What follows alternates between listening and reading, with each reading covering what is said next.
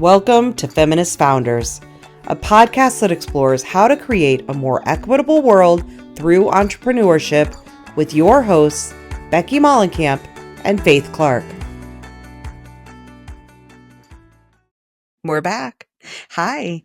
Another episode here to talk about culture as we explore the Feminist Founders framework. Ooh, that can be hard to say. The Feminist Founders framework, discussing what it means to bring your vision, this vision for a new world, a better world, a more equitable world into the business place. And we've talked already about setting that vision and then personal leadership and leadership of and with others as you begin to execute on that vision. And now we're moving into what does it look like to create a culture that embodies that vision.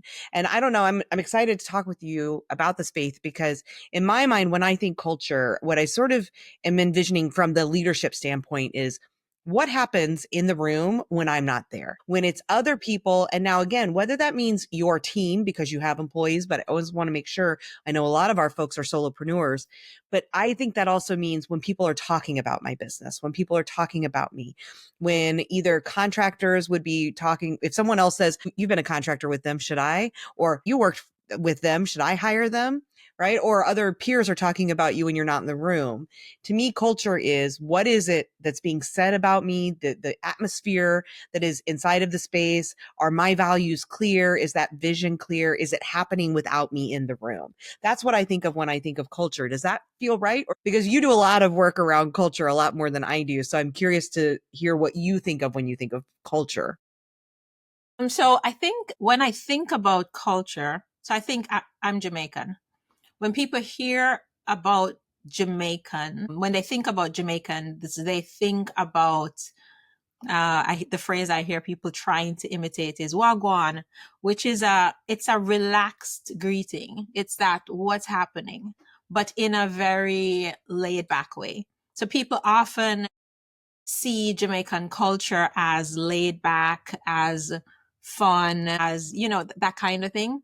And so it's the combination. People are using little behaviors, attitudes, whatever they see as rituals and rhythms when they watch ads or watch movies where Jamaica is. They're using all that to put together a picture. And whatever they're doing, there's a consistency across what people perceive, right? And so my question is usually similar to culture when you think of a person where they're from, or a community and neighborhood. It's what are the little behaviors? What are the little beliefs? What are the attitudinal pieces? What are the emotional components that everybody in the space is just doing and having and experiencing on repeat? It's the stuff that's happening. So when you say, what's life like around here? What's that thing like in Jamaica? If it's raining, half the kids don't show up at school. We just have a thing about what happens when it rains. What's that thing that most people in the space think, feel, and do together? And so when I'm working with teams and working with leaders, I usually try to just hear, as people talk about their interactions with each other, I can kind of pick up elements of the culture. Is it that you feel like you can't approach the leader? Or is there an open door policy? Is the open door policy real enough? Do you feel like you can actually say what's going on? Or is there some kind of reticence, the need to have it right? Or no, is there fear that if you say the wrong thing, you will be fired? Or is there comfort in some kind of mistake making? Is there a feeling of support is healthy, or is support a sign of your own disability as a worker? Like what are some of these intangibles that are in space? And I try to listen for it, and I'll ask people like, what do people believe around here? And not just what should they believe. Often our values are aspirational, right? But what do they actually believe around here? And what do you find that people tend to do around here in meetings, not in meetings? Are the meetings silent? Or are they, are people participating? Do you all feel like, whoa, I hate the meetings. I wish we didn't have them. All of those things give me indicators as to what's habituated in this place right now.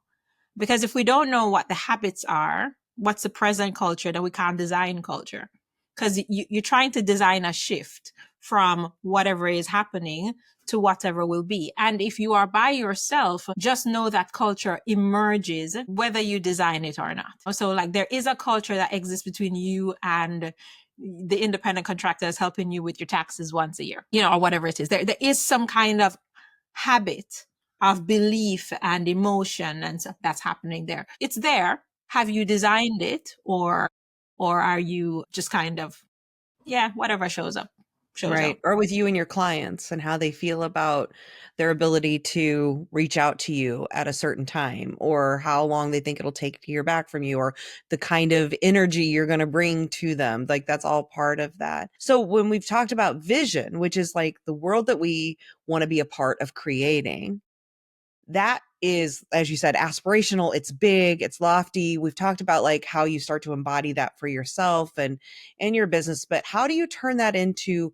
culture intentionally? Because again, that intentionality piece is what's often lacking with culture inside of companies. As somebody who's worked in corporate America, it's like the culture happens because of the individual personalities and then how that starts to just create this belief system. And I've had that experience where you end up talking to the CEO or somebody up high about, if you happen to get their ear and you're talking to them about like, well, I know that we don't do this here, or this is, we have a lot of meetings here, or, I know we're not supposed to leave early, or whatever the things are.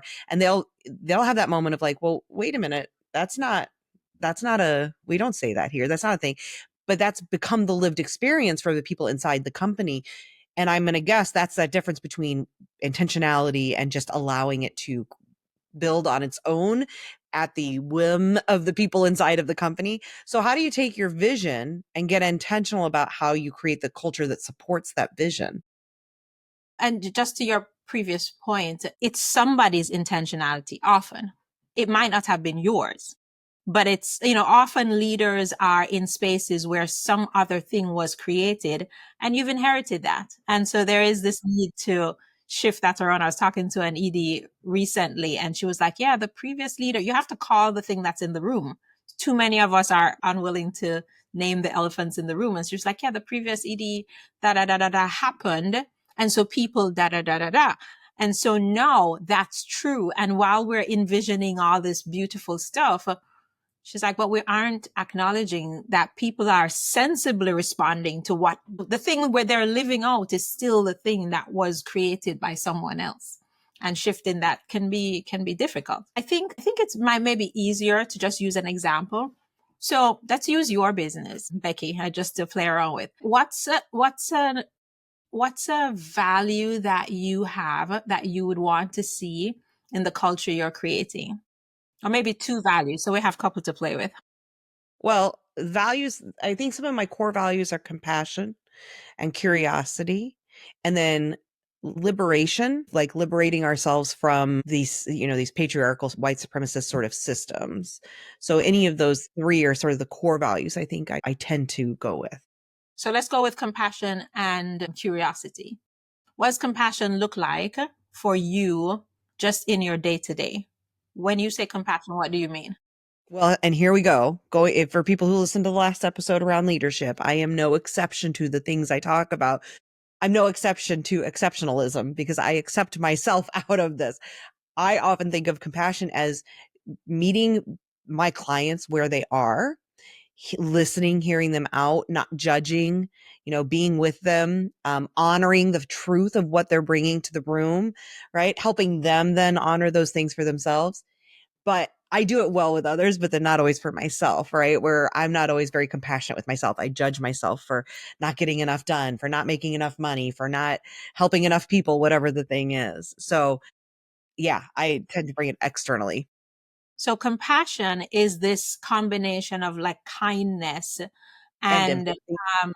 empathy and care. It's yeah. And it seems to me, just connecting it to curiosity is like the gateway drug, because Yes. if you can, curiosity opens you up to seeing what's really going on so that you can approach with kindness and care and Yeah, I empathy. always say that like if people were more curious, it becomes a lot harder to not be empathetic, because once you get to know somebody, asking them questions, finding out about them and their circumstances, it's then hard to have much judgment and anger and all of that. So if I'm going to choose a skill, one of the first things I ask people to do once we've imagined the vision and we know what the values are, is what are the skills required to live out that value? And so curiosity is it's almost its own skill. And the skill of being curious in a moment, it requires the pause. So there's a micro skill there of this pause, and there is a skill of noticing what your body feels like now, and then noticing that shift that wants to move you towards judgment or impatience, whatever it is, right? So there's a micro skill of noticing how your body is feeling. There's a micro skill. I'm going fast, but Yeah. if I'm Well, over and here, I would say listening to hear, to, instead of just listening to respond, but listening to learn. and I would put the listening after, like you will Mm, listen well if you're curious. mm, So there is how do I even approach this moment with curiosity? I need to be able to know what's going on internally. I need to know when I'm shifting into that place of judgment. I need to be able to pause that and regulate myself. And then curiosity is I need to suspend all the other things to ask what else could be going on right here. And so, like, what else is going on right there? So, if I can map out all of the small skills needed just for curiosity, as an example, then my next question is, so what are the skills needed? My next question is, what are the touch points and opportunities that we have to practice these skills? How do we put this thing in everything that we're doing? So, it's not just, oh, I need curiosity when we have conflict or when we're making decisions, but how do I layer in the skill of curiosity for everything? So, for example, I homeschooled. And so I would be, what is this? And I have artists. So what is this? And they're like, it's an orange. I'm like, well, what else is it? It's a round fruit. And like, what else is it? And I would ask 100 questions and just see what else shows up. And so I'm wondering now, and if I were with a leader, so with you, I'd be like, where in your business where could a practice around curiosity be used just for yourself and then in a conversation with another person? And how do you even structure that a little bit? Because habits, before they become habits, are just things that we do this, then this, then this, then this, So, is curiosity something that you can engage in the start of every Zoom meeting? Every single one. Like we have a thing. I used to, when I was teaching in the classroom, I had 7 minutes of curiosity because I so valued it. And I said, leave now, go outside for 7 minutes. I'm setting a timer. Find 3 things that you're curious about. Come back with 3 good questions. And students would leave and come back, and they'd come back with all kinds. There was nothing wrong, no bad question. They were just like, so why does the supermarket across the street? I'm like, that's a great question versus the presumed answer. So I like, how do you build a ritual mhm. and a rhythm around the practice that you want people to have? And so I'll pause there and just kind of lean back and say that if we don't know what we want, what are the behaviors and emotions, the affective responses and the thoughts that need to be on repeat in people's minds and in people's interactions, if we don't know those, then we can't answer the question, what kind of skills and practices do people need to have to make that easy?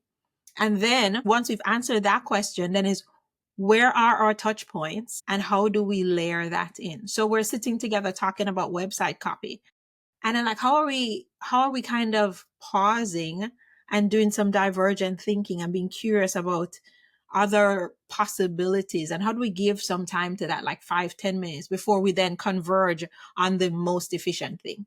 And how do we layer in, is there anything else happening here? And then what about something else? And can we come up with 10 options for what could be happening here that I could feel really curious about and teach it as a habit? Well, I was just gonna say that habit piece is what I'm getting that seems probably the most important and the most often lacking, where we have these values, this vision, these things that we want inside of our business. But I think very often people are thinking about them only in those moments of crisis or conflict or challenge, and kind of letting them go, letting it slide, not bringing it to the forefront of their mind and just the everyday thing, right? So like we just have this meeting every Tuesday and it's more of this, like, we just got to get it out of the way, where that's creating a very different kind of culture around meetings or around everyday habits than we actually want to bring into the space. And it's that mindful, because for anything in life, to create a habit, you have to bring intention and mindfulness to it, or it doesn't become a habit, right? If you do something with intentionality at the same time every day, after a certain amount of time, you start to realize you don't have to think about it anymore. It just happens. And that, I think, is what I'm hearing is what culture is. And so it's that habit formation. And as I talk to people all the time, it's most challenging to like to be able to do it when it's difficult.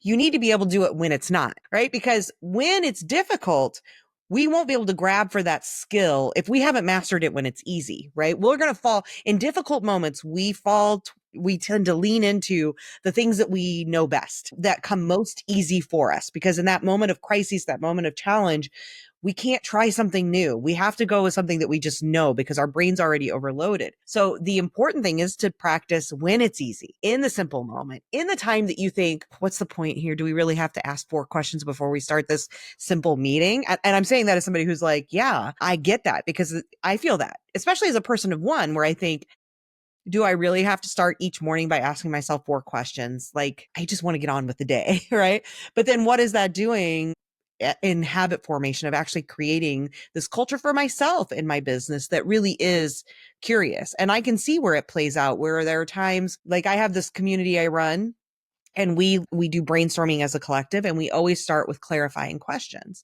And that is that curiosity. But that has been a habit I've had to create, because I know in the beginning I just wanted to go right to advice giving mode. I'm like, let's just start giving the advice. But that goes against everything that I actually value. But it was because it was what I knew and what was easy. And until I started to intentionally, purposely start every call now with this thing, now it's easy and everyone else knows it. There's that culture piece. Everyone else is like, oh, we're doing the clarifying questions part first, right? Like, okay, I'm ready for, like, they know it. And it's because I created that, but I had to do that with intention. So I just love that you mentioned the habit piece, because I think that's the part that's often missing. And I wonder how much of that is because people don't actually know, like they haven't done that piece that you just did to say, what are the 6 skills that I actually need to create habits around? Is it the lack of knowledge around the components that tends to lead to the lack of intentionality? Or is it just something else that's making them not intentionally practice the habit? It's never not lack of knowledge. Mm. It's never a lack of knowledge. It's always I value something else that I'm not tracking, and that I lead into that other thing. So for example, what you were saying there is basically I've been taught to value efficiency, and the fast way is the best way. So this asking questions that feel unnecessary is time wasting. And so what I wanted to say was that culture is also about how we make meaning. And so it's designing meaning making. So instead of thinking asking these questions that feel unnecessary is a time waster, it's, whoa, this is, I get to practice curiosity. I get to see more. I get to not be reductive. These supremacist systems are reductive as all hell. How do I get to see more broadly in 3 dimensions? It's to get more information. And I get this more information by being curious and by asking more questions. So when I make meaning in different ways, and when I teach this meaning making, it's a difference between, the Montessori approach in schools and say some other approach. Like kids are just playing all day. We've made meaning about play in some different way. And so this is what we do around here. And so as we build these skills and put them on habit, part of the way that we're going to be able to make this habit stick is because we're going to reteach our own meaning making, because there is a value under here that's driving our behavior. And we have to kind of see it, understand it, and then put, habitually put, I do value my hydration more than efficiency. Well, it's interesting you say I value efficiency, because I have to sit with that, right? And be like, it feels confrontational in a way of like, but no, I don't. That's not what I value. And yet our actions speak a lot to what we value, right? And so that can be, but I imagine that's a hard part of this for a lot of people, is having to confront what we aspire to value, going back to some of what we talked about, this aspirational vision, versus what our actions are actually showing we value. So I don't want to value efficiency over all other things. And yet my actions often show that I do. I am allowing that value that's been given to me to show up. And so that means I do value it. And if I want to intentionally shift that, then I have to know what my actions are showing about what I actually value, right? That I Absolutely. imagine that can be really hard for people because often what we're actually like, what our actions are showing are not the thing that we want to believe we value. And that disconnect can be really hard to wrap your brain around, I would imagine, for a lot of people. What I've found is that people are just that same exception clause that we apply to ourselves in so many ways. People are really good at this for other people, right? So I tend to do it with. I tend to do it for the community, for the workplace, they can tell me what workers value based on what workers do, not based on what workers say. So it's easy to flip it back on them because what you're doing here is what tells me what you actually value. And so I just offer it back because it's not an uncommon, like it's a skill they already have. They're just not applying it to themselves. And for those of us who want to change something, we have to really be willing in any area of the life. I pride myself in being a healthy eater and I don't drink the damn water, Becky. Right. And so my kids drink water because I've so drilled it in. And yet so there is something there for me. And anybody who has been honest enough to say, I want to change something about myself, I say I'm not going to do it, and yet I do it. So if I'm going to use my guilty pleasure of eating something very sweet, clearly I value maybe the addictive experience of sugar over my health values, right? It must be. Or could you value pleasure? Just to reframe that slightly for you in a way that feels a little more No, affirming. because I do value pleasure, But but you don't find pleasure in the sugar. I find it's a very short-term pleasure, Mm. very brief. And that Mhm. causes me to want to eat more sugar. So like even our hesitation to call it what it is when it sounds bad is part of the thing, right? There is a sugar addiction, clearly, that is more valuable in terms of feeding that. And I value there's something about the discomfort, and maybe even there's something about saying, I want to do what I want to do. And right now, this is what I want to do. And I'm a grown up because that's part of it for me. And I can just do what I want to do over, whatever it is that I have put down as my health values. I think that just back to culture, the brutal honesty, the kind of eyes wide open with ourselves to then say, wow, I value this and that, and then to ask for the help. How do I bridge? I honestly value this. How do I do this bridging? I need help, because often in our businesses, we are prescribing help that's not helpful because we haven't been honest. So we think, oh, it's a Slack channel that we need. We'll put reminders in so that we can offer appreciations to each other. When honestly, deep down, I am not modeling appreciation in any of my micro interactions because there's something else that I value. I might think that people will think I'm soft when I, be gushy with them. And so there is a brutal honesty that I think, and I don't even want to call it brutal because that's even unnecessarily harsh, but there is a eyes wide open honesty that we need to be able to build culture intentionally the way we want.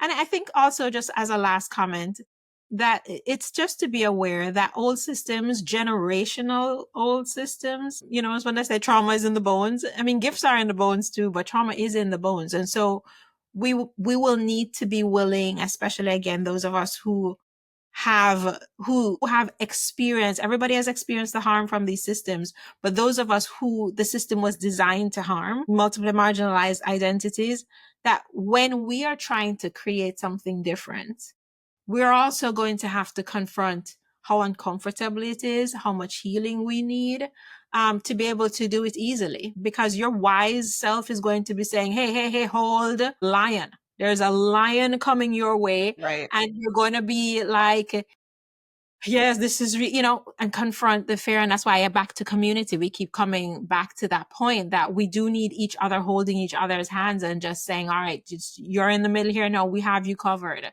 It does feel absolutely scary because it is, but we're holding you right now while you make this change and live out this discomfort while you're making this change. Well, right. And I was going to say that as well, because it is possible to be eyes wide open by yourself and with yourself. But for most of us, that's really challenging. It's really challenging to be able to see and confront these, like, not harsh realities, but just these things that you maybe don't want to believe about yourself or don't want to be true, and that maybe confront the vision that you have of yourself, right? Because our personal identity is so important. And when anything challenges who we believe ourselves to be or who we want ourselves to be, that can create this sort of like existential identity crisis. And those are really hard, and what will often shut us down, because that feels like the lion, right? It feels like the lion coming at me of like, wait a minute, I'm not inherently just a giving person or whatever the thing is for you. Like, that can feel like the lion attacking you, and you have to, your natural, like, biological reaction is to shut that down, because you don't want to have to confront that, because it is too big and too scary. And that is where being in community that feels safe and caring and loving and that you can trust and that's doing the work too, to say, for them to be able to reflect something back, it can feel very different. Like for you to say, in a way that doesn't feel laced with judgment or anything, because it's just here's a reflection of what I see.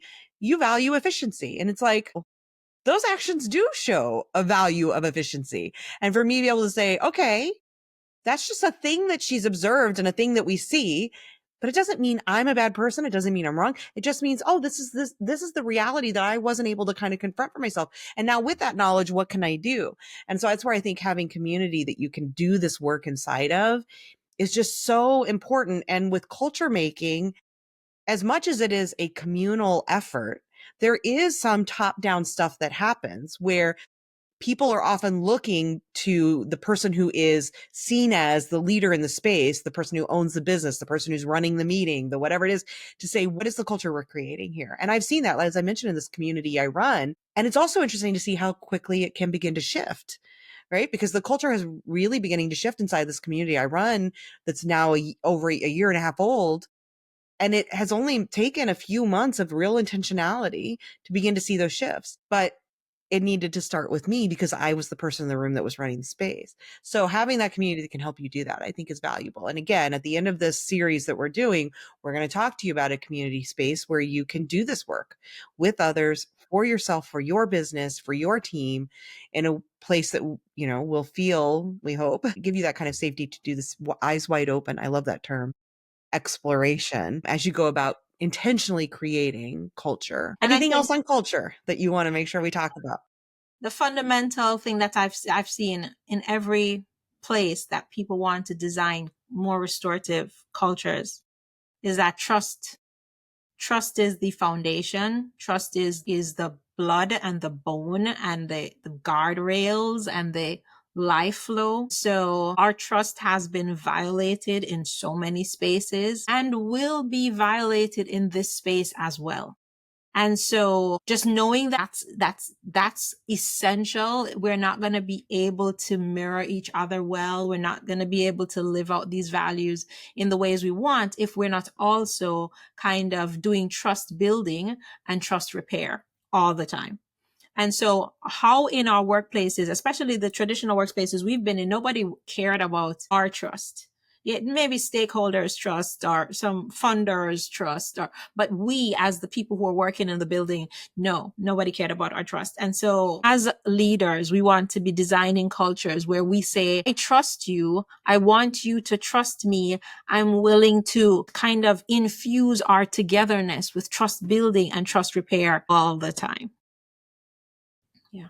Yeah. I think anyone who's worked in corporate America anyway, can feel that in their bones of like the myriad ways that your trust was broken again and again. And knowing that you're working with other people, again, whether you're a solopreneur working with, contractors or community and clients, or have a team, all of us are working with other people who've had their trust shattered again and again and again.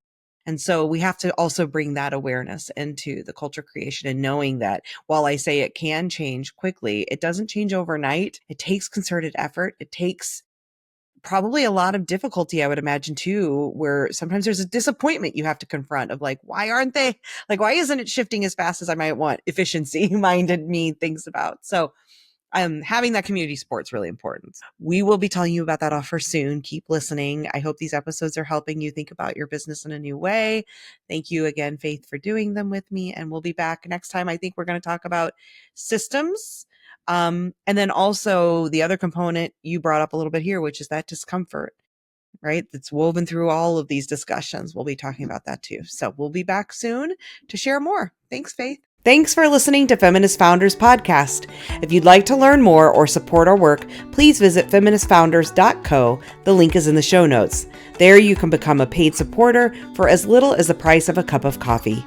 Thanks again, and we can't wait to welcome you back for our next episode.